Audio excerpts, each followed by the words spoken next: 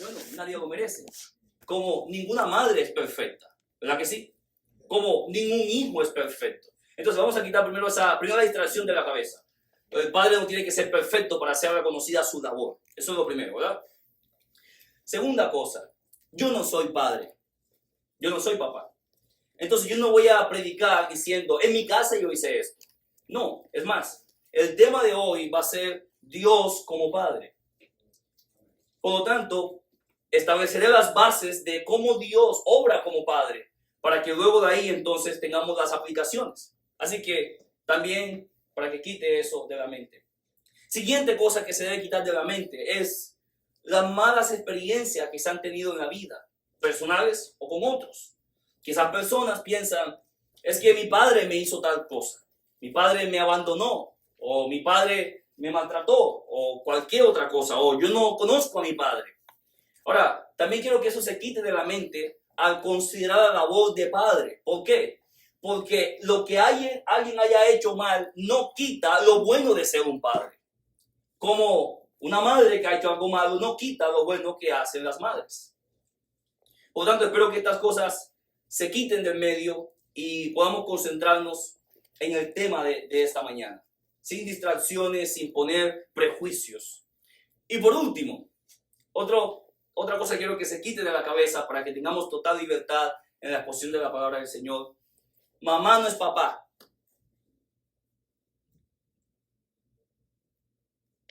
¿Verdad? Mamá no es papá. Como papá no es mamá. Eso es obvio. ¿Y por qué tanto silencio? Porque hoy parece que se empoderan las mujeres. El día de las madres se empoderan, el día del padre también. Dejen un espacio a los papás. Un pedacito para que por lo menos disfruten los calcetines que le dieron. No, entonces salen las mujeres empoderadas diciendo, yo soy mamá y soy papá. Eso es falso. ¿Bien? Eso es falso de toda falsedad. No existe mamá, papá. No existe mamá, papá. Como no existe papá, mamá. Eso no existe. Bien, vamos a quitar esos mitos de la cabeza que nos han vendido en las redes sociales. Nos ponen eso, nos bombardean hasta que lo aceptamos. Sí, yo puedo ser papá. Usted no puede ser papá. Punto final. Usted es una mamá que le ha tocado trabajar doble. Le ha tocado sacrificarse. Le ha tocado esforzarse. Cubrir el área de alguien que no cumplió, etc. Pero usted no es papá. No es papá. Como quizás un papá que su esposa fallece o su esposa lo abandona o lo que sea, cualquier problema con la mujer, él nunca va a ser mamá. ¿O cree usted que su niño va a decir, ay mami? Mami no, mi mami no tiene bigotes. Por lo tanto, mamá no es papá. Entonces este mensaje no es para las madres. Este mensaje es para los padres masculinos. ¿Se entiende, hermanos? ¿Bien? Vamos a agarrar el toro por los cuernos, ¿verdad? Porque estas ideas sociales que se venden hacen el ambiente oscuro el día del padre. ¿No? Lo oscurecen, lo empañan. Enseguida empiezan a buscar defectos y todo. Y el día de la madre, cuidadito. Camina suave. Para mí, hermano, es una hipocresía social. Hipocresía social. Y en la iglesia eso no se debe permitir porque nosotros entendemos que el padre y la madre han sido constituidos por Dios. Y que los defectos de uno, el fracaso de otro, no ennegrece la virtud de ser papá. No, ennegrece a esa persona, daña a esa persona, pero no a todos los padres. Por lo tanto, no considere que este mensaje es o debe ser predicado por algunos hombres perfectos, porque eso no es cierto. No considere que porque usted vive una mala experiencia, todos son iguales. Y no considere que este mensaje es para usted, querida hermana, que le ha tocado trabajar el doble. Y entonces uno se llena de admiración y de respeto por mujeres que le ha tocado cubrir el área de hombres que no han hecho lo que les toca hacer. Y uno, una vez más, se llena de admiración y de respeto.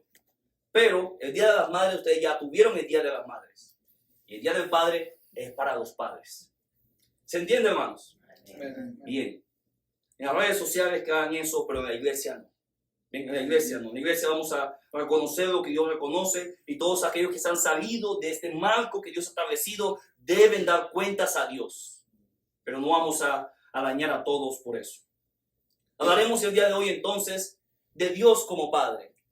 Ahora, antes de entrar a ver los textos que tenemos en la Biblia, hoy voy a ir en diferentes textos, porque aunque me gustaría quedarme en un solo texto, la verdad es que son muchos los textos que describen un área de la función de Dios como Padre que otro texto no tiene, entonces necesito moverme en diferentes textos. Pero la verdad, hermano, es que cuando vamos a la Escritura, en el Antiguo Testamento, la idea de Dios como Padre es muy escasa, es muy escasa. Sí existe, mencionado unos cuantos versículos, pero es muy escasa y más que todo se enfoca en Dios como el redentor del pueblo de Israel.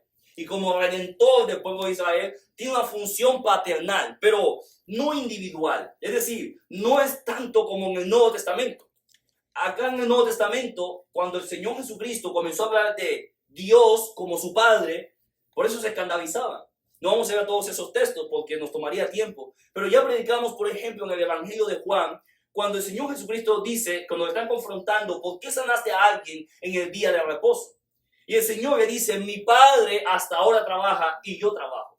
En otras palabras, es cierto que Él cesó su obra de creación y se acabó.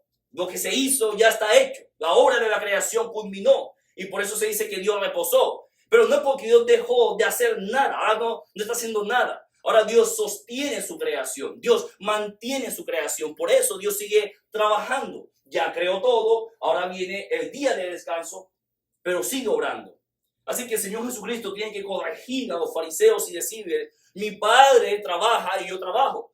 Ustedes me acusan por haber hecho un bien el día de reposo. ¿Quién de ustedes, si se les cae un animal en un hueco, no lo sacan el día de reposo? Luego entonces ellos pues se encienden en ira y dicen, ¿cómo es posible? Has blasfemado, porque ahora no solamente quebrantas el día de reposo, sino que llamas a Dios tu Padre haciéndote igual que Él.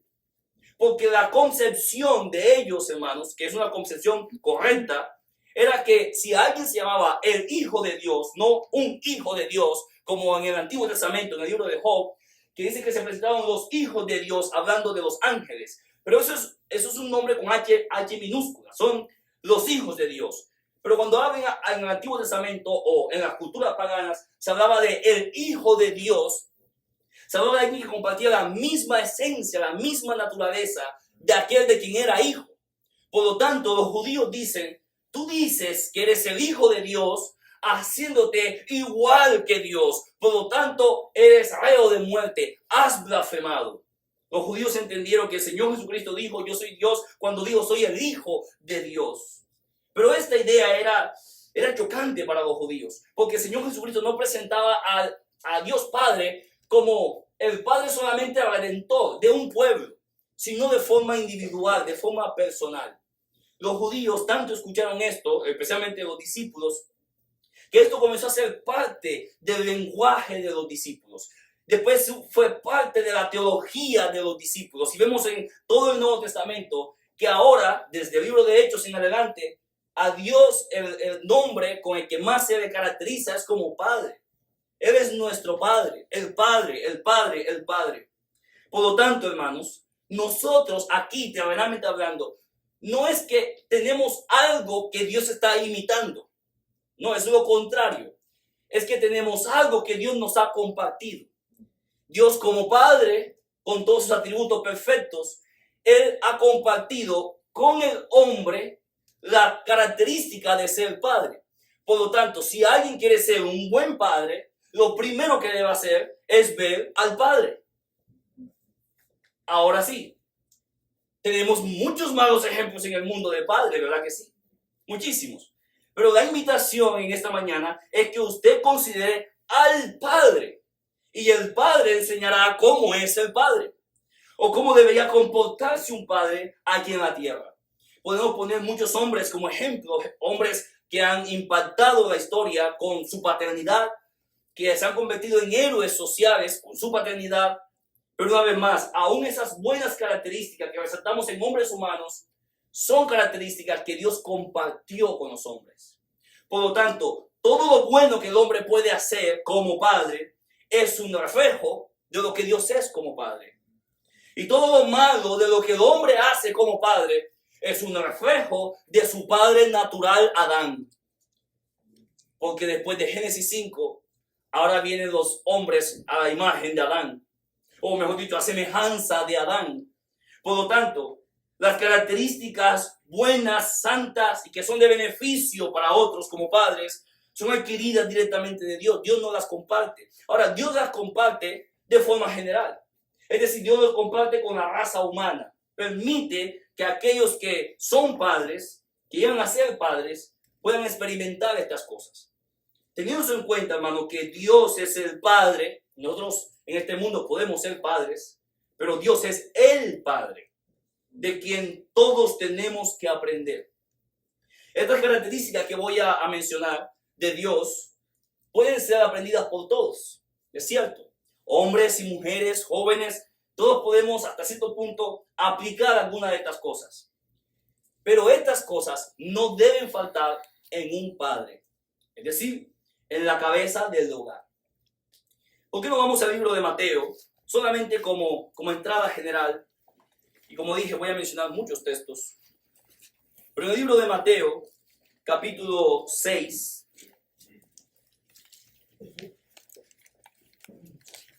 aquí vemos una forma en la que el Señor enseña a sus discípulos a orar. Los discípulos le dicen al Señor, enséñanos a orar. Queremos aprender a orar. Mencionaba esta mañana en la escuela dominical que los discípulos, hermanos, no eran como nosotros. Nosotros crecemos en un contexto donde la vida de oración no es muy promovida. Pero los discípulos no. Los judíos dentro de su cultura tenían la oración. Es decir, aunque no fueran creyentes, estaban rodeados de oración. Por la mañana, mediodía, por la tarde. Tenían lugares de oración. Por lo tanto, no es que la oración fuese algo extraño para ellos. Pero la comunión que el Señor Jesucristo tenía con su Padre era tan íntima, tan cercana, tan diferente, tan especial, que ellos le dicen al Señor Jesucristo, enséñanos eso. Enséñanos a orar. Ahora, aquí muchos podríamos decir, Señor, enséñame a enseñar. Enséñame a predicar. Enséñame a sanar. Enséñame a hacer milagros. Enséñame a... Pero tan impactante era la vida de oración, de comunión del Señor Jesucristo con el Padre. Enséñanos, Señor. Y aquí vemos, hermanos, algo que el Señor hace. Es decir, lo que vamos a ver aquí en Mateo 6, versículo 9, es algo que el Señor ya tiene en su práctica. Cuando Él ora, y vamos a ver eso hoy, cuando Él ora, se dirige a Dios como Padre. Ahora, hermanos, la verdad, hermano, es que a Dios se le conoce con diferentes títulos en la Biblia. El nombre con el cual Dios se presentó a Moisés en el Antiguo Testamento cuando dijo, voy a Faraón, pero ¿quién dijo que eres tú? ¿Cómo te llamas? Porque los egipcios tenían un nombre para todos sus dioses. El del trueno, el del agua, el de las serpientes, el de los sapos, el de las moscas, el de... Todo tenía un nombre, un montón de dioses, un imperio politeísta, un montón de dioses. Y llega Moisés y dice, Señor, lo primero que me van a preguntar es cuál es el nombre. Y Dios dice, diles que yo soy el que soy. Es donde tenemos la palabra Yahvé o Yahweh, que no sabemos bien cómo se pronuncia. Ese nombre se perdió en cuanto a la pronunciación porque el hebreo no usaba vocales. Pero ahí tenemos 4 letras. Y Dios dijo, yo soy el que soy. Ese es el nombre, yo soy el que soy. Por lo tanto, el pueblo comenzó a entender que ese era el nombre santo de Dios. Y ese nombre santo de Dios no podía escribirse. O si se escribía, pues la persona que lo escribió tenía que botar la pluma, porque era pluma de animal, botar la pluma y bañarse. Porque habían escrito el nombre santo de Dios. Para no tener esa complicación en los manuscritos, entonces lo cambiaron por el nombre Adonai, que significa Señor, amo. Y por eso tenemos en el Antiguo Testamento mucho del uso de Adonai, Adonai, Adonai, Adonai, Adonai. Y bueno, gracias a Dios, en un sentido, Dios permitió que nos sepamos bien la pronunciación de todo, de su nombre, porque el hombre es tan sucio que utilizaría para blasfemias, hermano. Y Dios decidió que así fuera. Pero de ahí en adelante, hermanos, el pueblo de Israel entiende que hay atributos de Dios que deben ser resaltados. Así que cuando Abraham está ahí casi para sacrificar a Isaac, y Dios entonces dice, detente y provee un cordero, Abraham dice, Jehová iré. Y ahí adoró a Dios e hizo un altar. Dios ha provisto cordero. Y así Jehová Rafa, Jehová Nisi, sigue la lista.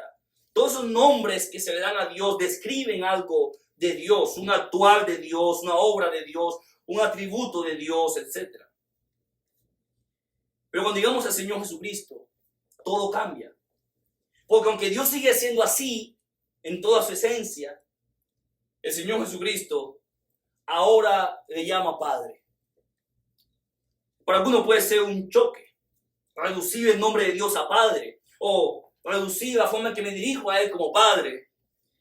Pero hermanos, esto es una de las bendiciones más grandes que tenemos en nuestra vida cristiana. Es cierto, sigue siendo todopoderoso, omnisciente, inaccesible, majestuoso, inmanente y todos los demás atributos que esos nombres a veces son difíciles de aprender. Pero ese Dios grande, poderoso, soberano, justo, es nuestro Padre. ¿No ve la bendición de eso? Es nuestro Padre. Y eso es gracias a nuestro Señor Jesucristo. Por lo tanto, cuando el Señor va a enseñar a sus discípulos cómo es una relación con Dios, dice en el versículo 9, vosotros pues oraréis así. ¿Cómo, hermanos? Padre nuestro. No Padre, sino Padre nuestro. Padre nuestro. Él es nuestro Padre, es nuestro Padre, es el Padre nuestro.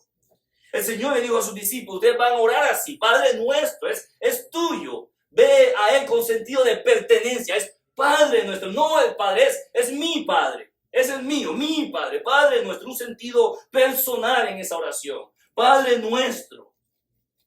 Eso es lo primero que el Señor dijo que debían decir. Elohim, eso está bien. Y todos los demás nombres, está bien. Pero cuando el Señor tuvo que dar una lección en cuanto a la oración, dijo, digan Padre nuestro, que estás en los cielos, santificado sea tu nombre. Si algo yo estoy agradecido por la religión tradicional, es que nos enseñaban el Padre nuestro, hermano. Lo aprendimos a las malas, pero lo aprendimos, ¿verdad? Ahí en la escuela yo lo aprendí. Y estoy agradecido porque esto es un modelo de oración que el Señor nos enseñó. No es para utilizarlo repetidamente y llegar a hacer vano lo que dice. Pero la verdad es que es algo que aprendimos como cultura y que eso está muy bien. ¿Por qué no oramos, hermano, antes de entrar a cada punto de los atributos de Dios como Padre? Vamos a orar. Padre, pedimos que nos ayude, Señor. Queremos conocerle más y la paternidad, Señor, suya es algo que nos asombra, Señor, y que agradecemos tener. Bendiga este tiempo, Señor, y ayúdenos en el nombre de nuestro Señor Jesucristo. Amén. Varios atributos de Dios como Padre o de su paternidad se destacan en la Biblia. El primero que quiero que veamos, hermano, debido al tiempo, es que Dios como Padre es cercano a nosotros. Dios como Padre es cercano a nosotros. Dios es cierto que Él es creador, es cierto que Él es soberano, es cierto que Él es eterno. Pero aunque Él es creador y está sentado en su trono y gobierna absolutamente todo, nosotros, hermanos, a veces tenemos la oportunidad de ejercer un cierto dominio, porque Dios nos dio esa capacidad de dominar, dijo, sojuzgar la tierra, señorear y sojuzgar la tierra. Y usted tiene cierto dominio en un sentido sobre cosas, pero Dios, hermano, tiene el dominio absoluto sobre todas las cosas, cada estrella, cada galaxia, lo que va a pasar en 200 años y lo que pasó hace 200 años. Lo que aquellos pensaron que era el futuro, que es hoy, y lo que nosotros pensamos que será el futuro en 50 años, cuando ellos estén en el año 50, ellos estarán en el presente y dirán, hace 30 años atrás. Y Dios está en control de esto, de lo que pasó y de lo que pasará. Y esa gran capacidad de Dios, hermano, no le limita de ser cercano a nosotros. Pero antes de entrar a ver la cercanía de Dios con nosotros, tenemos que preguntarnos por qué Dios es cercano como Padre con nosotros. En el Evangelio de Juan, capítulo 1, versículo 11. En el Evangelio de Juan, capítulo 1, versículo 11, dice, hablando del Señor Jesucristo. A los suyos vino a hacer su obra, pero los suyos, el pueblo de Israel, no le recibieron. Versículo 12, Juan 1:12. Mas a todos los que le recibieron, a los que creen en su nombre, les dio potestad de ser hechos hijos de Dios. Nosotros, hermanos, por naturaleza somos criaturas de Dios. Hemos sido creados a su imagen y semejanza. Pero nosotros espiritualmente hemos muerto, dice la Biblia. Y ahora nadie que no cree en Cristo no es hijo de Dios. Nadie puede ser hijo de Dios a menos que crea en el Señor Jesucristo. Porque esto es lo que dice el versículo. Eso es lo que está clarísimo aquí. Mas a todos los que le recibieron, a los que creen en su nombre. Por lo tanto, hermanos, ser hijo de Dios no es una herencia de la familia. No es una herencia cultural. No es producto de mi esfuerzo. Llegar a ser hijo de Dios, espiritualmente hablando, significa, hermanos, que ahora, debido a nuestro Señor Jesucristo, por creer en Él, ahora Él nos ha hecho parte de la familia. Somos hijos de Dios por adopción. Ahora, el día de ayer que estábamos evangelizando, me encontré a una persona en la puerta, ahí en la puerta de su casa. Y le dije, parece que estaba ocupada la persona, le dije, está bien, no va a tomar mucho tiempo, nada más voy a hacer un par de preguntas y me voy para la casa, no hay problema. Le dije, ¿qué pasa si usted parte hoy a la presencia del Señor? Pues no sé, tal vez al cielo, no sé. Le dije, ¿qué necesita hacer una persona para ir al cielo? Me dijo, tiene que comportarse bien, tiene que obedecer lo que Dios dice. Digo, entonces usted me está diciendo que usted se gana el cielo, usted. Dice, pues depende de cada quien, cómo obedezca o no obedezca. Digo, ¿qué tal si le enseño en la Biblia cómo alguien va al cielo? Y entonces le enseñé en la Biblia, en Juan 3:16, que porque de tal manera amó Dios al mundo, que ha dado su unigénito, para que todo aquel quien cree no se pierda, más tenga vida eterna. Y le dije, ¿qué dice ahí? Todo aquel quien cree. ¿Añadió algo más? No, pero pues también hay que hacer cosas buenas, ¿no? Hay que portarse bien. Ok, está bien, vamos a otro pasaje. Y le enseñé otro pasaje. Ahí estábamos apóstoles y le preguntábamos a los apóstoles en Hechos capítulo 16, versículos 30 y 31, varones, ¿qué haremos para ser salvos? Y los apóstoles dijeron, cree en el Señor Jesucristo y serás salvo. Y se lo mostré. La respuesta de los apóstoles no es la misma la respuesta que dio el Señor Jesucristo en Juan capítulo 3, versículo 16, que debe solamente creer. Sí, pero entonces me dijo, usted me está diciendo que nomás por creer, eso está diciendo la Biblia. Usted se debe arrepentir de sus pecados y confiar en Cristo para salvación. Y pues interactuamos un poquito más. ¿Significa entonces que usted ha pecado alguna vez? Sí, yo he pecado. ¿Usted es pecadora? Sí, yo soy pecadora. ¿Ha quebrantado los mandamientos de Dios? Sí, los he quebrantado. ¿Ha mentido? Sí, yo he mentido. ¿Ha robado? Sí, yo he robado. ¿Significa entonces que usted debe pagar por lo que hizo? Ahora, ¿qué pasa si usted hace cosas buenas? Esas cosas buenas son las que usted tiene que hacer. No se va a recompensar por las cosas buenas que tiene que hacer. Y le dije, no me van a recompensar por pasar el semáforo en verde, pero sí me van a poner una multa por pasar en rojo. Porque no se te recompensa por lo que tienes que hacer, pero sí se te castiga cuando quebrantas la ley. Por lo tanto, le dije, aunque usted haga todas las buenas cosas del mundo, delante de Dios el día de hoy, si Dios se presenta delante de usted o va al juicio hoy y Dios le dice, basándome en los mandamientos que te he leído, no mentirás, no robarás, etc., te declaras inocente o culpable. Y me dijo, culpable. Y entonces usted no puede hacer nada para salvarse porque usted es culpable. Por eso le dije, debe creer en el Salvador, porque no hay un solo Salvador, en Cristo. Él es el Salvador. Y eso es lo que menciona este texto, es lo mismo. Algunos no le recibieron, y más le rechazaron. Pero a los que creen en su nombre, Dios les dio la potestad, que significa el poder, la autoridad. Como cuando alguien tiene la patria potestad de un niño, por ejemplo. Tiene la autoridad para decidir lo que ese niño va a comer, dónde va a estudiar, etc. Dios a nosotros nos dio la potestad, el poder, la autoridad para ser hijos suyos. Gracias a Cristo. Pero esta discusión continuó en el libro de Juan, capítulo 8. Los judíos decían, nosotros somos hijos de Abraham, en otras palabras, somos hijos de Dios por herencia. Somos hijos de Dios por cultura. Somos hijos de Dios por trasfondo. Y el Señor tiene que corregirles. En el Evangelio de Juan, capítulo 8, versículo 27. ¿Lo tienen, hermanos? Mira lo que dice. Mira ahí con atención conmigo.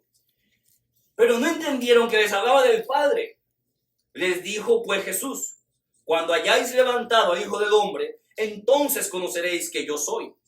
Y que nada hago por mí mismo, sino que según me enseñó el Padre, así hablo. Porque el que me envió conmigo está. No me ha dejado solo el Padre, porque yo hago siempre lo que le agrada. Hablando de estas cosas, muchos creyeron en él. Dijo entonces Jesús a los judíos que habían creído en él: si vosotros permaneciereis en mi palabra, seréis verdaderamente mis discípulos, y conoceréis la verdad, y la verdad os hará libres. Y ellos pensando: ¿libres? Hace mucho que salimos de Egipto. Versículo 33. Pero respondieron: linaje de Abraham somos, y jamás hemos sido esclavos de nadie. Es decir, esa generación que está hablando con el Señor no ha sido esclava. ¿Cómo dices tú seréis libres? Versículo 34. Jesús le respondió: de cierto os digo, que todo aquel que hace pecado, esclavo es del pecado. Y el esclavo no queda en la casa para siempre, el Hijo sí queda para siempre. Así que si el Hijo os libertare, seréis verdaderamente libres. Sé que sois descendientes de Abraham, pero procuráis matarme, porque mi palabra no haya cabida en vosotros. Yo hablo lo que he visto cerca del Padre, y vosotros hacéis lo que habéis visto cerca de vuestro Padre. Imagínense. El Señor le dice: yo hago algo que el Padre Celestial me manda hacer, y ustedes hacen lo que su Padre le manda hacer. ¿Cómo? ¿Cuál es nuestro Padre? Versículo 39. Respondieron y le dijeron: nuestro Padre es Abraham. Jesús les dijo: si fueseis hijos de Abraham, las obras de Abraham haríais, pero ahora procuráis matarme a mí, hombre que os ha hablado la verdad, la cual he oído de Dios. No hizo esto Abraham. Vosotros hacéis las obras de vuestro padre. Otra vez. Ustedes tienen un padre, pero no es el mío. Versículo 41. Entonces le dijeron: nosotros no somos nacidos de fornicación. Un padre tenemos, que es Dios. Jesús entonces les dijo: si vuestro padre fuese Dios, es decir, ni Abraham ni Dios, ciertamente me amaríais, porque yo de Dios he salido y he venido. Pues no he venido de mí mismo, sino que Él me levantó. ¿Por qué no entendéis mi lenguaje? ¿Por qué no podéis escuchar mi palabra? Vosotros sois de vuestro padre, ¿quién, hermanos? El diablo. Hay hijo de Dios e hijo del diablo. Ahora alguien puede decir: eso es ofensivo. Sí, eso fue ofensivo para los hijos del diablo. Porque aquí usted se va a dar cuenta, eso fue ofensivo para ellos. Claro, porque no les gustó ser identificados con el diablo. Pero aquí dice el versículo 44: vosotros sois de vuestro padre el diablo. ¿Se imagina la cara de esos fariseos con las túnicas larguísimas en la frente de santidad a Jehová? ¿Se imagina usted? Ustedes los que están disfrazados. Versículo 44. Y los deseos de vuestro padre queréis hacer. Él ha sido homicida desde el principio y no ha permanecido en la verdad, porque no hay verdad en él. Cuando habla mentira, de suyo habla, porque es mentiroso y padre de mentira. Y a mí, porque digo la verdad, no me creéis. Por lo tanto, podemos decir que hay una paternidad celestial, la paternidad divina de Dios, y una paternidad satánica. Ambas operan, ambas se muestran y ambas tienen sus hijos. ¿Cómo alguien es hijo de Dios? El Señor respondió y dijo: si el Hijo os libertare, seréis verdaderamente libres. Por lo tanto, una vez que somos hijos de Dios debido al Señor Jesucristo, ahora en el libro de Romanos capítulo 8 y el versículo 15, a los que son hijos de Dios, mira lo que dice el versículo 15 del capítulo 8 de Romanos.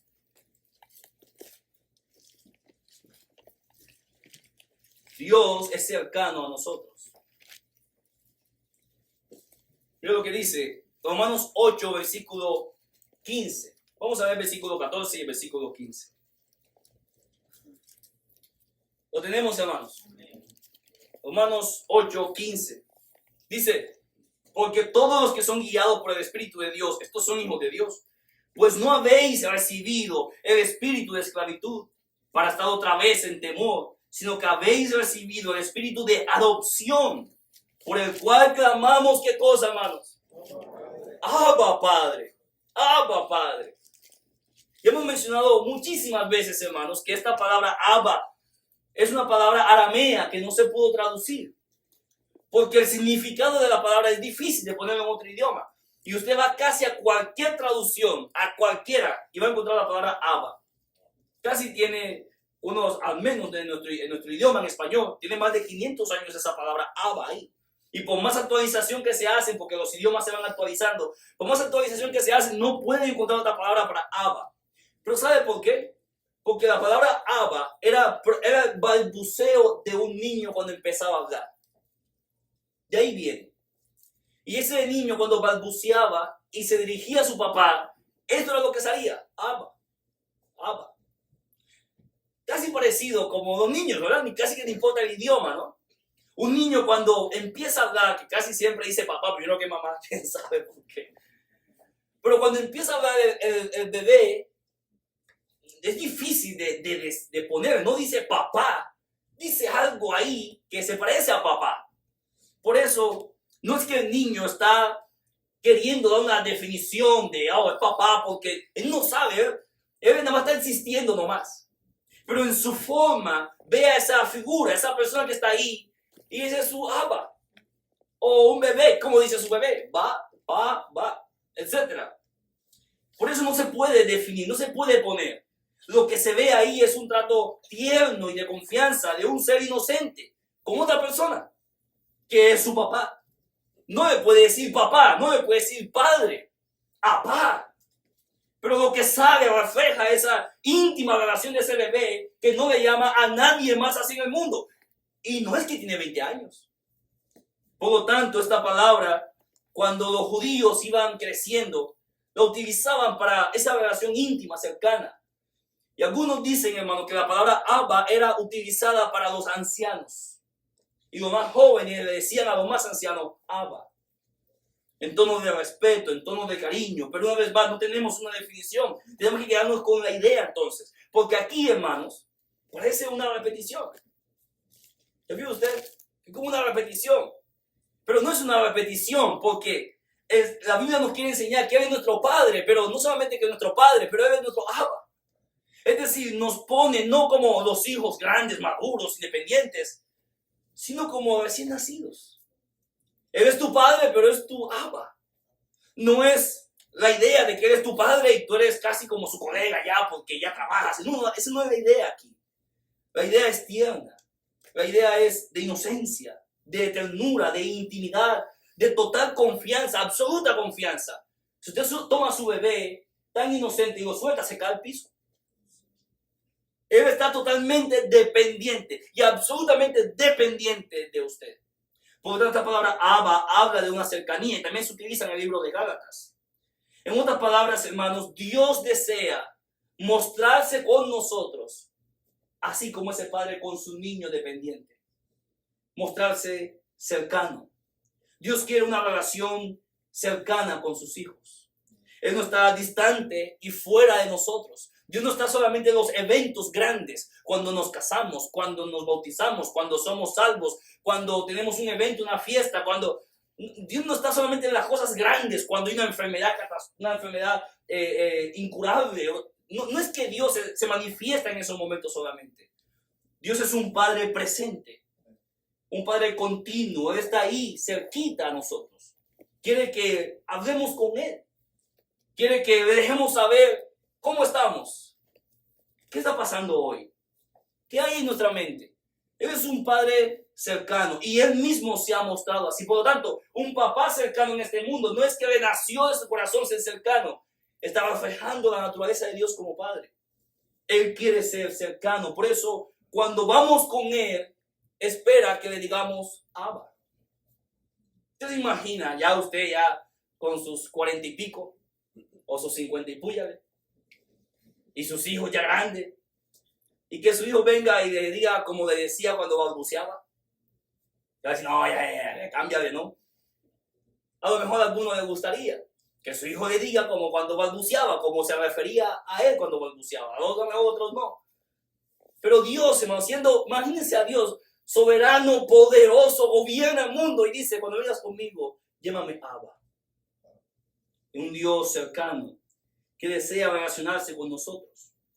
Siguiente, no solamente es un Dios cercano, también es un Dios que se comunica con nosotros. En el libro de Mateo, capítulo 7, versículo 7, Dios desea comunicarse con nosotros.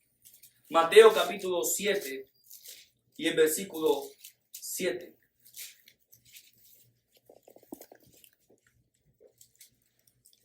Dice el versículo Mateo 7, 7. Pedid y se os dará. Buscad y hallaréis. Llamad y se os abrirá. Versículo 8. Porque todo aquel que pide, recibe. Y el que busca, halla. Y el que llama, se le abrirá. Versículo 11.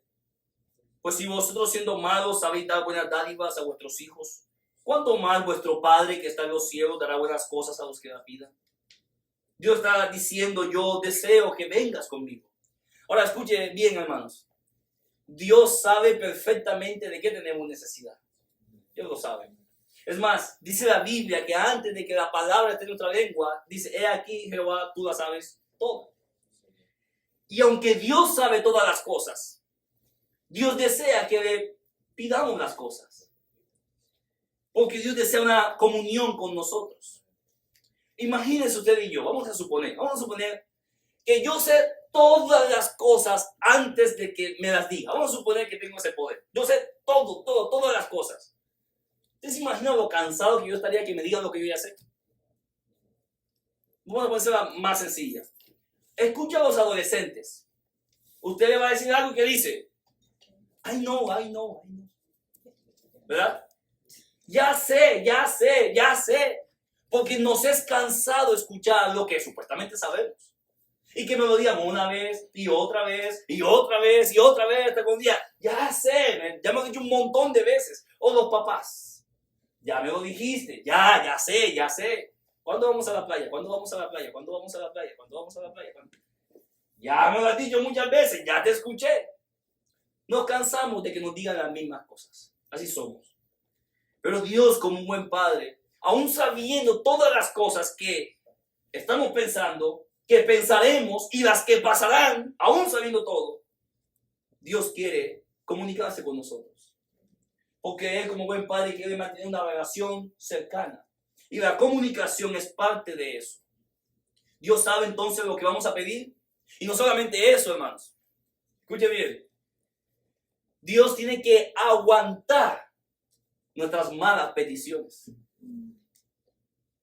¿Se imagina todas las cosas que hemos pedido a Dios, que gracias a Dios que no nos ha respondido eso? ¿Se imagina que Dios le hubiese dado todo lo que usted pidió? Ojalá se muera. Imagínese usted.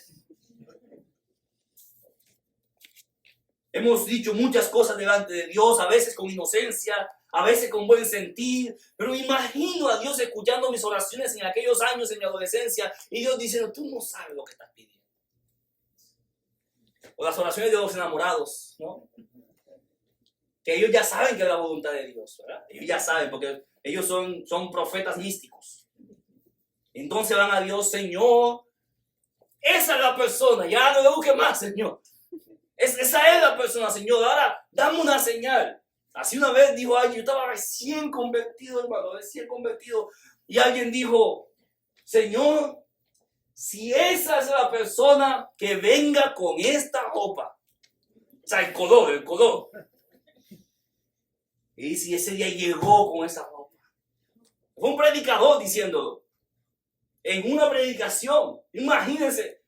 No, tenía 14 años en aquellos años, ahorita lo bajo.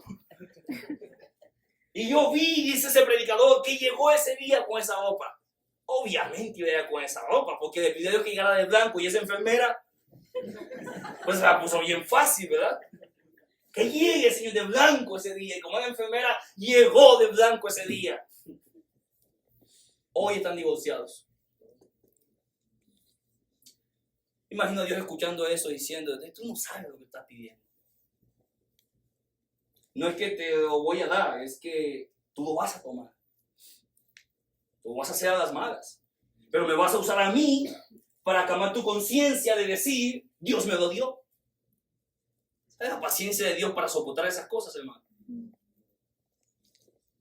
No, yo no te lo di, tú lo tomaste por necio. Tú lo agarraste por necio. Pero te sientes tranquilo porque dices que oraste. Y mezclaste las cosas y ahora lo acomodaste para que quede fuera la voluntad de Dios. ¿Cuál voluntad? Eso fue carnal. Eso fue a las bravas, a las malas. Pero me siento tranquilo porque yo le pedí a Dios y oré a Dios. Tú no oraste nada, tú fuiste con tu carnalidad delante de Dios. Quiero ese auto, Señor, ese es el que yo quiero. Lo voy a declarar ahora mismo que lo voy a recibir. Dios dice, no, necio, guarda silencio. Luego paga la cuenta del hospital que debes y después somos necios, testarudos. Pero vamos delante de Dios. Y por eso vuelvo y repito, Dios, qué paciente, ¿verdad?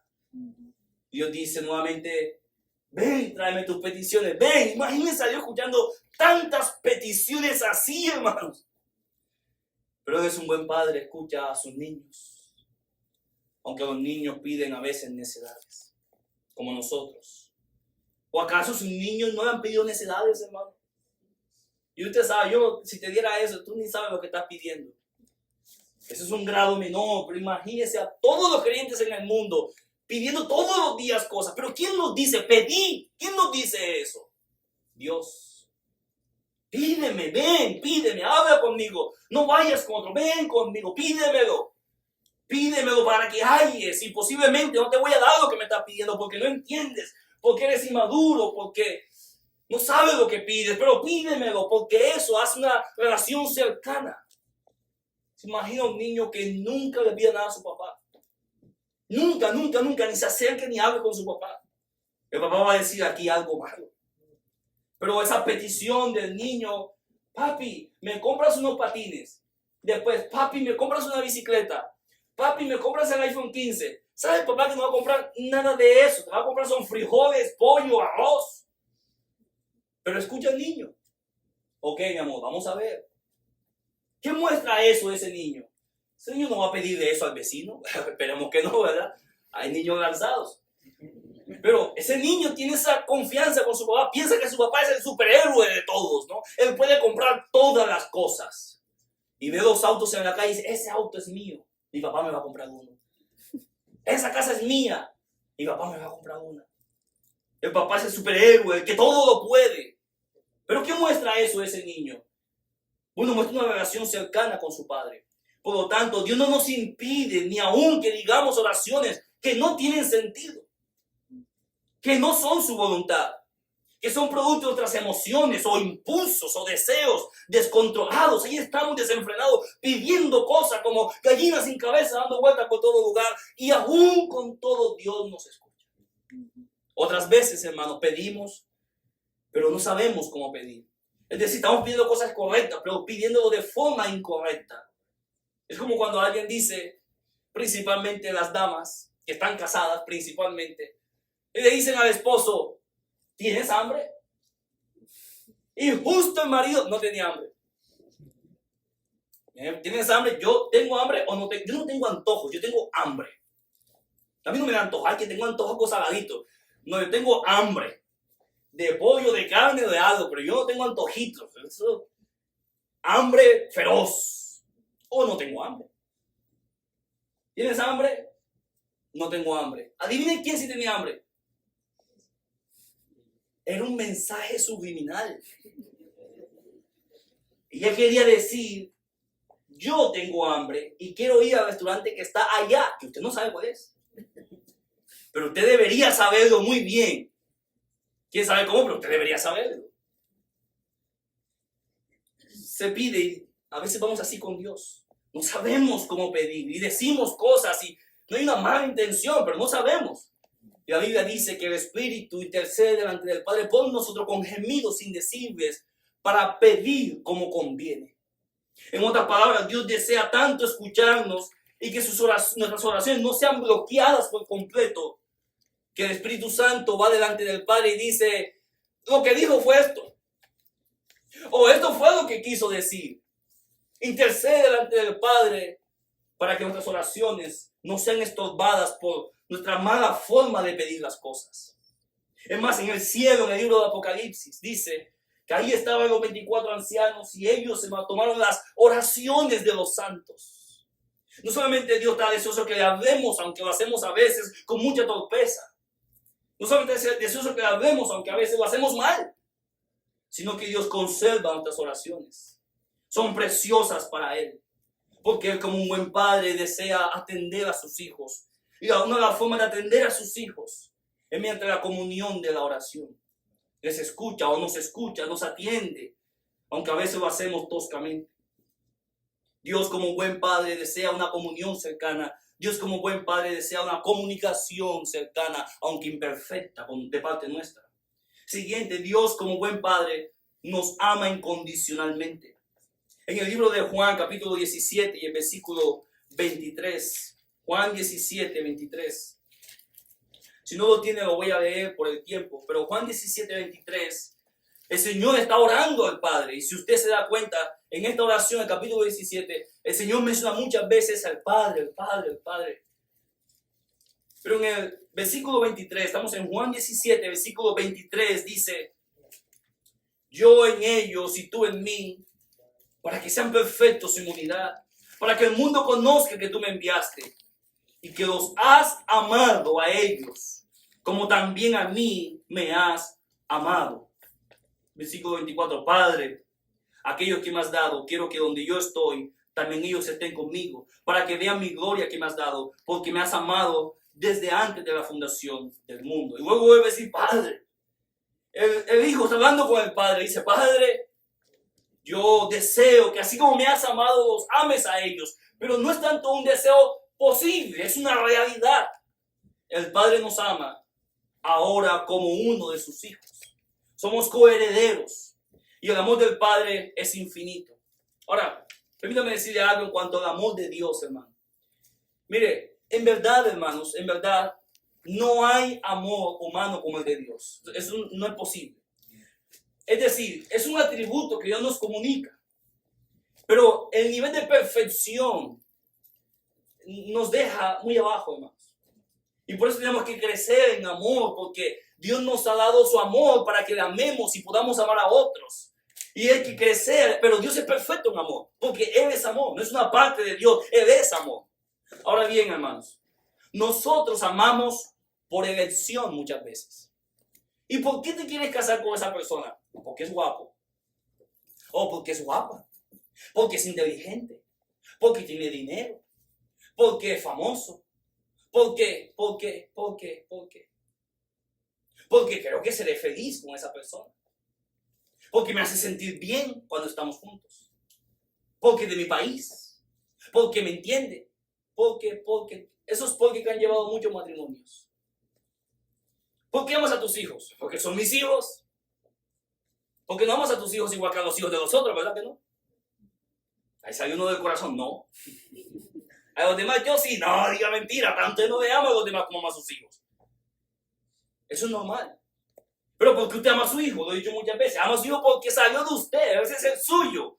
No importa que no esté muy agraciadito, lo que sea, pero ese es el suyo. Usted lo ve como la cosa más perfecta del mundo. Pero no puede decir, eso es un amor tan... Sí, es un amor grande, pero es un amor que no hay casi opción, porque ese es el hijo que le nació a usted, ese es. Y nuestro amor está hasta cierto punto condicionado porque ese es el hijo suyo. No es el hijo del vecino, es el suyo. Escuche, Dios nos ama a pesar de lo malo que somos, a pesar de lo aborrecible que somos, a pesar de que Dios nos declara a sus enemigos antes de ser salvos, y ahora que somos salvos, ¿le dejamos de fallar? ¿Usted le dejó de fallar a Dios ahora que es salvo? No. Seguimos fallando. Ese amor, hermano, está en otro nivel. Porque Él no me ama porque yo hice algo bueno para recibir su amor. El amor de Dios no se puede mejorar ni se puede empeorar porque su amor es perfecto. No hay una forma en que puede ser mejor mañana su amor o que puede ser peor mañana su amor. Su amor es perfecto, es inmejorable su amor. Y Dios me ama siendo su enemigo, cuando era su enemigo. Dios me amó no teniendo nada para darle. Además, Dios me amó siendo un condenado. Iba camino al infierno y me amó sabiendo que no puedo darle nada a cambio. Eso es un amor sin igual. Pero escuche, ese amor nos muestra también como Padre. Y las demás cosas que vamos a ver son características de ese amor. Por ejemplo, Dios como buen Padre satisface nuestras necesidades.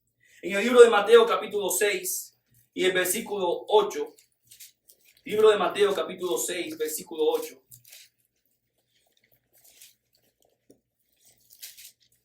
Dice el versículo 8, no os hagáis pues semejantes a ellos, porque vuestro Padre sabe de qué cosa tenéis necesidad antes que vosotros le pidáis. Después viene, vosotros pues oraréis así. Ahora, en el versículo 25, mira lo que dice. Por tanto os digo, no os afanéis por vuestra vida, que habéis de comer o que habéis de beber, ni por vuestro cuerpo, que habéis de vestir. ¿No es la vida más que el alimento y el cuerpo más que el vestido? Mirad las aves del cielo, que no siembran ni ciegan, ni recogen en graneros, y vuestro Padre celestial las alimenta. ¿No valéis vosotros mucho más que ellas? ¿O quién de ustedes, hermano, le pone comida a los pajaritos afuera y sus hijos no comen? Dice, ¿no valéis vosotros más? Llegamos al versículo 28. Y por el vestido, ¿por qué os afanáis? Considerad los lirios del campo, cómo crecen, no trabajan ni hilan. Pero os digo que ni aun Salomón con toda su gloria se vistió así como uno de ellos. Y si la llevan al campo, que hoy es, y mañana se echan en el horno, Dios la viste así, ¿no hará mucho más a vosotros, hombres de poca fe? No os afanéis pues diciendo, ¿qué comeremos? ¿O qué beberemos? ¿O qué vestiremos? Porque los gentiles buscan todas estas cosas. Pero vuestro Padre Celestial sabe que tenéis necesidad de todas estas cosas. Mas buscad primeramente el reino de Dios y su justicia, y todas estas cosas os serán añadidas. Así que no os afanéis por el día de mañana, porque el día de mañana traerá su afán. Basta a cada día su propio mal. El Señor está diciendo, vuestro Padre tiene cuidado de ustedes. Él provee no porque se lo tienes que pedir, aunque nos pide que le pidamos por tener una comunión con nosotros. Pero no es que Dios ha dejado a nadie aquí sin comer a las malas, porque no se lo pedimos. O le pregunto, si usted compara toda la comida que se ha comido con las oraciones que ha hecho, le pregunto, ¿equivalen? Es decir, todas las veces que usted comió ese día, ¿usted se lo pidió a Dios? Lo más seguro es que no. Pero Dios se lo dio. ¿Por qué Dios le proveyó ese alimento? Porque Él sabe de que tenéis necesidad. Nosotros somos los ingratos, somos los que nos portamos mal. Pero es como un hijo cuando está pequeño o en la adolescencia, llega a la mesa y se sienta. Y el padre trabajó durísimo para alimentar esos hombresotes que tienen ahí. Y se lo comen y dicen, hay más. Oh, I don't like it. Ay, eso se siente un escalofrío por dentro, ¿verdad, hermanos? Un escalofrío así, ¿qué pasa? I don't like tortilla. Con la misma tortilla, hermano. Pero de las tostadas, ¿ves aquí? El Padre sabe que tenemos necesidad. ¿Y sabe qué hace Él? Las provee. Si no te vuelvas loco, básicamente la palabra afán, no te vuelvas loco por eso. Porque Él sabe las necesidades. Si te está volviendo loco, es por las vanidades posiblemente. Pero vuestro Padre sabe, estás comiendo sin pedir. Y a veces sin dar gracias, pero comes. Porque Él sabe que tiene necesidad, te viste, porque Dios sabe que tiene necesidad. Dios ha prometido cubrir nuestras necesidades. Y ella hablaba con el pastor Ray González y me decía algo que aprendí, me gustó. Él me dijo, yo vivo la vida de esta forma, esta es mi filosofía de vida. Si yo recibo algo de Dios, yo digo, Dios me lo dio, porque lo necesitaba. Y si no lo recibo, yo digo, Dios no me lo dio porque no lo necesito. Porque no lo necesito. Dios sabe, porque Él es un buen padre, que está cuidando de las necesidades de sus hijos. Si Él cuida de las aves, no puede cuidar de usted. ¿No valen ustedes más que las aves? Ahora, hermanos, para ir terminando, hay un punto muy difícil aquí en cuanto al amor del padre a los hijos, de Dios como padre. Y es que Dios como un buen padre, escuche bien, Él disciplina. Dios como un buen padre disciplina. Hebreos capítulo 12. Hebreos 12.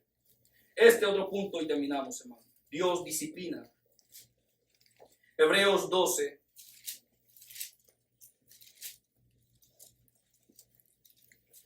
Versículo 5. Dios como un buen padre disciplina. Hebreos 12, 5. ¿Lo tienen, hermanos? Y habéis ya olvidado la exhortación que como a hijos se os dirige, diciendo: hijo mío, no menosprecies la disciplina del Señor, ni desmayes cuando eres reprendido por Él. Porque el Señor al que ama, ¿qué cosa, hermanos? Disciplina. ¿Y qué más hace? Azota, duele, azota a todo el que recibe por hijo. Si soportáis la disciplina de Dios, si soportáis la disciplina, Dios os trata como a hijos. ¿Por qué? ¿Qué hijo es aquel a quien el Padre no disciplina? Pero si se os deja sin disciplina, de la cual todos han sido participantes, entonces sois, ¿qué es, hermano? Bastardos y no hijos. Por otra parte, tuvimos a nuestros padres terrenales que nos disciplinaban y los venerábamos. ¿Por qué no obedeceremos mucho mejor al Padre de los Espíritus y viviremos? Y aquellos ciertamente por pocos días nos disciplinaban como a ellos les parecía. Pero para lo que nos es provechoso, para que participemos de su santidad. Dios como Padre disciplina y azota a los hijos porque Él los ama, dice la Biblia. Por lo tanto, la disciplina no es una demostración de odio, la disciplina es una demostración de amor. No estoy hablando de maltrato, porque la gente enseguida pone en su cabeza el maltrato, el abuso. No, yo no estoy hablando de eso. Estoy hablando de la disciplina, de la corrección de lo malo. La Biblia dice que la vara para la espalda del necio, que la necedad está ligada al corazón del muchacho. Dale con vara, no morirá. ¿De dónde viene eso? ¿De los padres modernos? No, viene de Dios mismo. Dios dice: disciplina a tu hijo, porque yo disciplino a mis hijos. ¿Para qué? Para lo que es provechoso. Vivimos en una cultura que no le gusta la disciplina. Quizás porque vienen traumados, porque su mamá le tiraba la olla y le daba con una manguera en la espalda, o una piedra, o zapatos que pesaban como 3 kilos de cuero de vaca con la suela de cocodrilo. Y vienen traumados diciendo: no debe haber disciplina. Y lamentablemente aún hogares cristianos tienen estas luchas, hermano. Peleas incansables. Porque no se pueden poner de acuerdo cómo ejercer la disciplina. Y Dios se me está diciendo aquí: la disciplina yo la inventé. La disciplina es divina. Y Dios la hace con sus hijos. Y usted como hijo de Dios no hace lo que tiene que hacer. Escuche bien, Dios le va a disciplinar de alguna u otra forma. Dios lo va a hacer. Adivine por qué. Porque Dios le ama. Por eso. La disciplina no es una demostración de odio, es una demostración de amor. Ahora alguien podría decir: pastor, pero si se disciplina y al final hace lo que quiere. Bueno, esa persona hizo lo que quiso. Usted hizo lo que le tocaba. ¿Se entiende, hermanos? Hizo lo que quiso, porque al final de cuentas es un corazón que va a decidir su vida.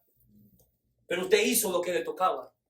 Y cuando llegue su momento de esa persona de hacer lo que le toca hacer y ve a su hijo que salió igualito a él, a lo mejor esa va a ser su disciplina.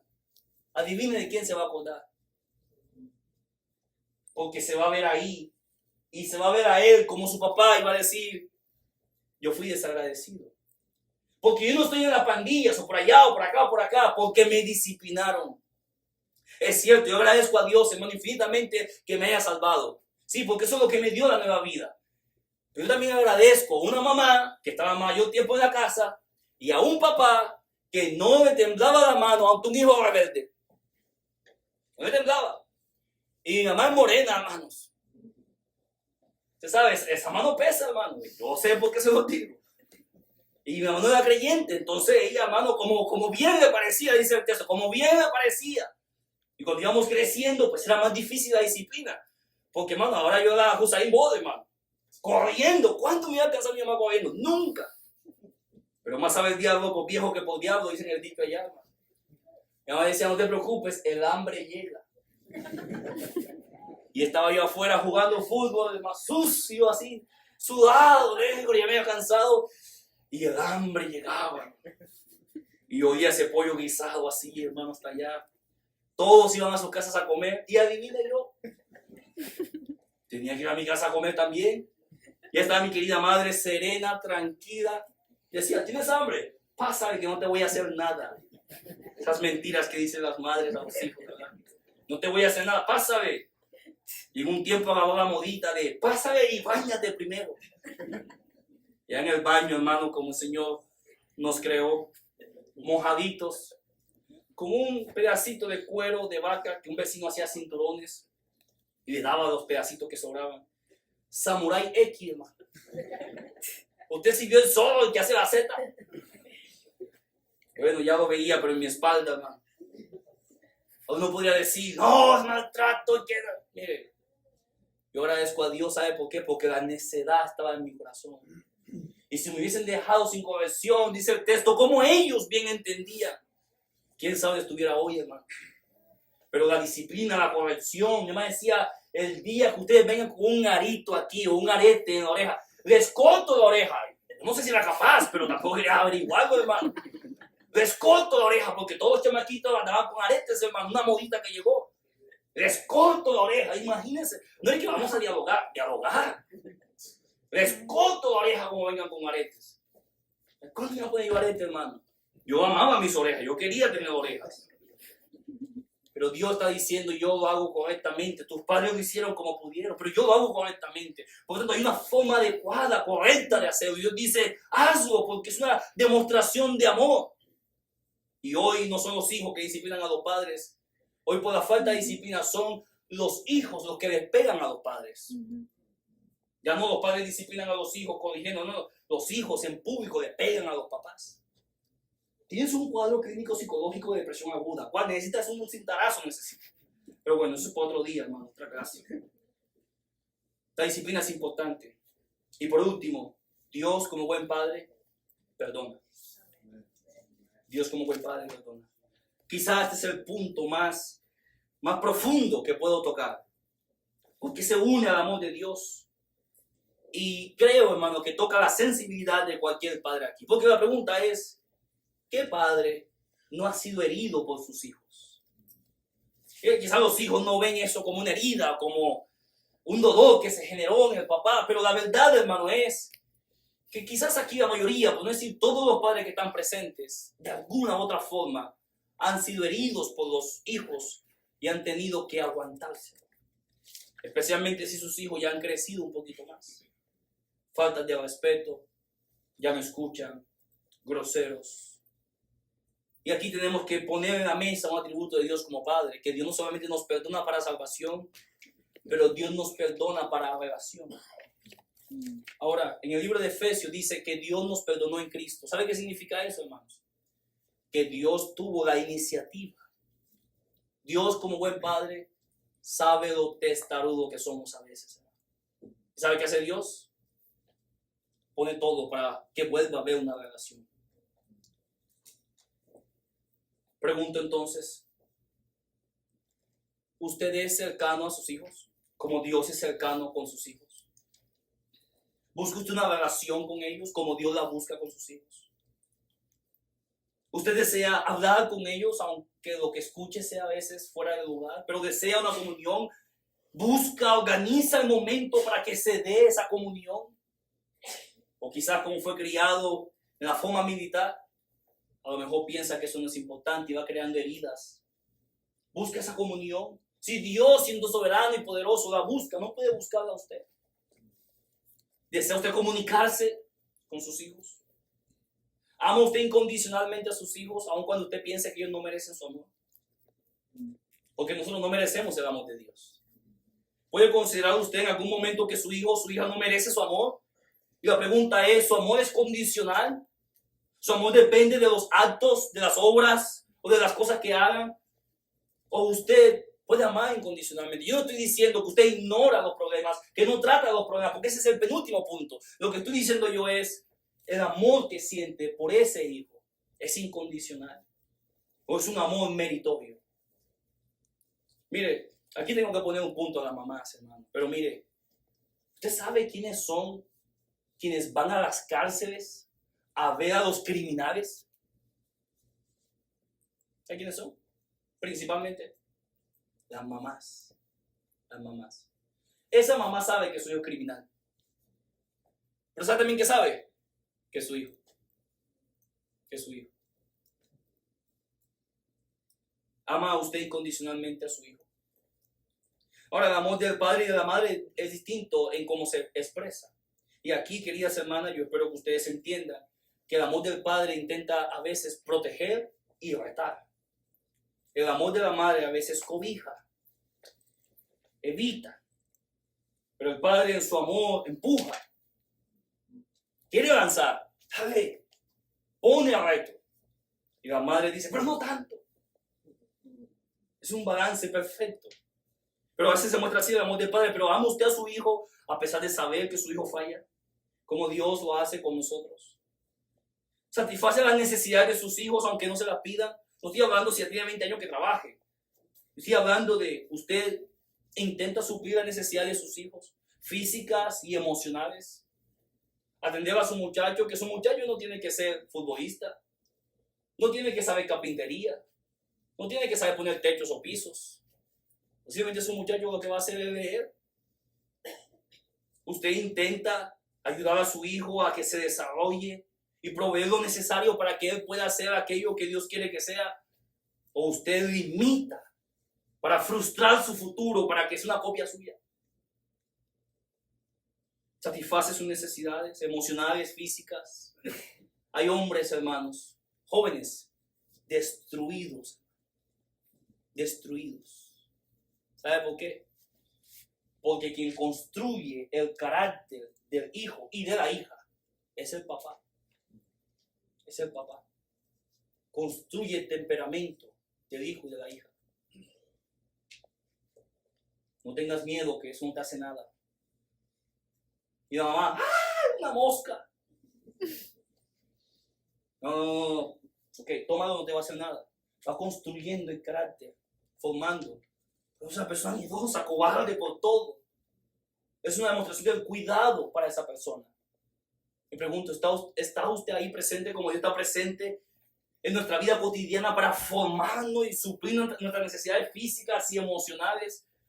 Y hay tantos jóvenes, hermanos, destruidos emocionalmente, porque tuvieron un papá que destruyó, que pisoteó, que aplastó. Cuando usted sabe que es la persona que puede construir. Siguiente, disciplina a usted. La sociedad ha querido quitar al hombre de su lugar de disciplina, pero escuche bien, querida hermana que está aquí. La disciplina, primero es divina, pero la disciplina en el hogar, escuche bien aquí, es lo que va a dirigir ese hogar. No son las emociones, queridas hermanas. No, las emociones no dirigen el hogar, lo destruyen si no se controlan. Es la disciplina y la autoridad. Cuando se quita la autoridad de una sociedad, por ejemplo, se convierte en lo que vemos hoy afuera. No hay autoridad, no se quiere autoridad y por eso nos vivimos en un desorden mental por todo lugar. Pero cuando hay autoridad en una casa, hay guía en una casa. Esa casa tiene futuro. No intente, querida hermana, por su fuerza emocional, tumbar a su marido de la autoridad. Porque estaría quitando el rumbo de su hogar. Escuchen, las emociones no se dieron para dirigir. Las emociones complementan, ayudan, nos fortalecen, pero no son para dirigir. Son un complemento. La autoridad es para dirigir. Y la disciplina es una demostración de autoridad. Y el día, querida hermana, que usted logre que su marido no discipline en la casa, escucha aquí, usted ha dejado a sus hijos casi huérfanos. Porque los huérfanos no tienen quien les discipline. Y es lamentable que en muchas casas hay muchos hijos que viven como si el papá no existiera. En otras palabras, hay unas casas donde el papá no existe. Y la misma forma en la que ellos viven es la forma en la que viven aquellos que su papá sí existe. Porque se le ha limitado la autoridad para disciplinar. No se meta, no interrumpa. No piense que usted sabe más. No piense que cobijando y con sus palabras bonitas, sí, mi amor, va a destruir a esa persona. Niño o niña. Ese varoncito va creciendo y va a terminar siendo un hombre sin freno, llevado por sus impulsos, destruyendo a otros y destruyéndose a sí mismo. Y si no hay un freno, no hay una autoridad a tiempo, ¿sabe qué va a pasar? Lo va a destruir el vicio, o algún problema en la calle, o una persona, cualquier mujer, porque no hubo un freno de autoridad, no hubo una disciplina. Y la señorita que va creciendo sin una disciplina, Ella no va a ser a lo mejor impulsiva, que se va a meter en un vicio, un problema, a pelear. No va a ser eso a lo mejor, pero escuchen bien aquí. Una jovencita que crece sin una figura paterna va a ser una jovencita vendida a sus emociones. Y va a haber alguien que le diga, cálmate, contrólate. No puedes llorar por todas las cosas. Puedes ser temerosa de todo. La vida es cruel, mija. Vas a tener que soportar el reto. O a lo mejor a su lado llorar con ella. Y algunas veces decirle, ay, no te metas. Ese muchacho te va a destruir. Yo soy hombre también, yo soy lo que busca. Alguien tiene que ayudarla porque esa jovencita a lo mejor sola se va a vislumbrar viendo florecitas y chocolates y palabras bonitas. Y no sabe que es el mismo demonio quien anda atrás. Pero las emociones son traicioneras de la mujer. Escucha palabras bonitas y se llena sus emociones. Ese tanque emocional comienza a llenarse y comienza a ser atraída, vendida sus emociones en el altar de un demonio, de un hombre destructor que hace eso con muchas. Pero como el hombre es el impulso, la mujer las emociones, y escuchen bien aquí, para ambos Dios puso un hombre para que dirija. Así querida madre, no se meta, ay mi hijita, vente mi amor, yo sí te apoyo, ¿quién te gusta? Está destruyendo a esa jovencita, porque le está alimentando sus pasiones desordenadas. Y un día en vez de encontrar un hombre que la respete, la valore, de buen hogar, va a encontrar un sinvergüenza que nada más quiere un momento y la va a dejar. Por eso se necesita un hombre con autoridad, que ejerza la disciplina divina de la casa correctamente, santamente, como debe ser, pero la disciplina. Yo creo que el dolor de cabeza más grande de esta sociedad actual, hermanos, escuchen bien, es la falta de disciplina, la falta de autoridad en la casa. Alguien que dirija, que diga, no, se acabó. Cuando intenten dar el pecado, encuentre un hombre, mire con los pantalones puestos, hermano. Aquí no va a pasar eso. Y así, no importa si es jovencita, a veces también es la misma mujer, vislumbrada por emociones y se mete. Y hay muchos cambios hormonales, eso se entiende, pero escuchen bien aquí, por alguna razón Dios quitó un montón de esas cosas de los hombres. Y quizás nos dejó un poco más fríos, hermanos. Y quizás no lloramos viendo una película de los japoneses por allá, chinos japoneses, de los coreanos. A lo mejor no va a haber eso. A lo mejor no se va a poner a llorar por una flor o por esas cosas. Y no es que no somos sensibles, pero Dios nos quitó un poco de eso. Dios nos restó miedo. Y por eso ese hombre se sube allá en esos techos, allá en la parte más alta, o se mete en las partes más profundas. Dios quitó un poco de eso, de tanto temor a cualquier cosa, a una mariposa, a una cucaracha. Y quitó eso, ¿por qué? Porque alguien tiene que dirigir sin temor. Tiene que ver la cara del diablo y decir, aquí no. Alguien tiene que hacerlo. Y si usted lo quita, dejará esa casa huérfana.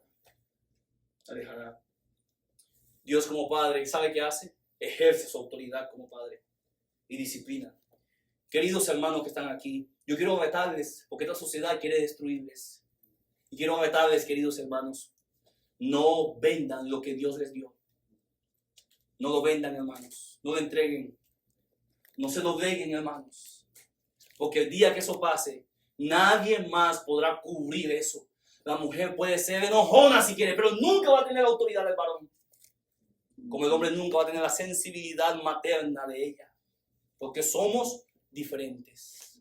¿Se entiende, hermanos? Esto es pura naturaleza.